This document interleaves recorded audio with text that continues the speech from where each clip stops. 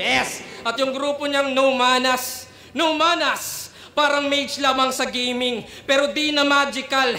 Pag numana sa laro, walang skills yan literal. Man-distract gamit yung gimmick, kasi di yan lyrical. Pag numana na sa clash, asa yan sa physical. Tama? Yeah!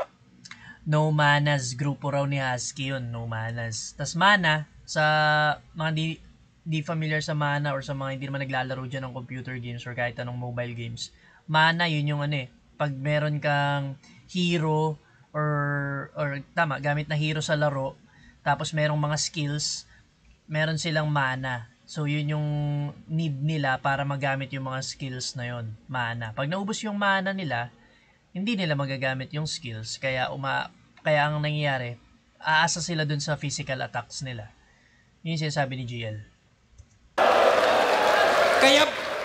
Kaya basic attack, di-threatening yung lives niya.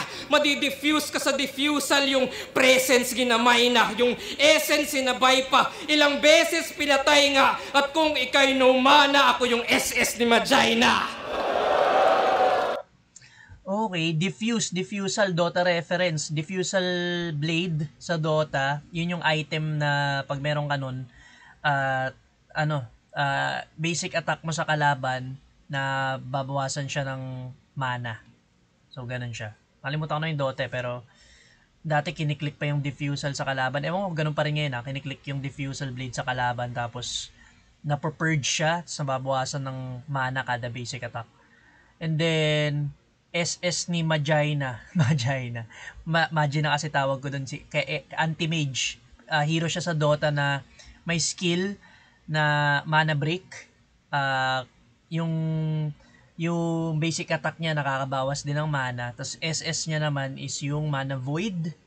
Yun yung parang madadamagean ka based dun sa nabawas niyang mana sa kalaban. Kung tama pagkakaalala ko, Magina. Siguro, hindi ko alam kung ganun yung pronunciation ng pangalan ni Magina, pero Magina kasi tawag ko dun Magina siguro ni-rhyme niya lang para dun sa mga sunod-sunod niyang multis. Balik natin yung scheme na yun.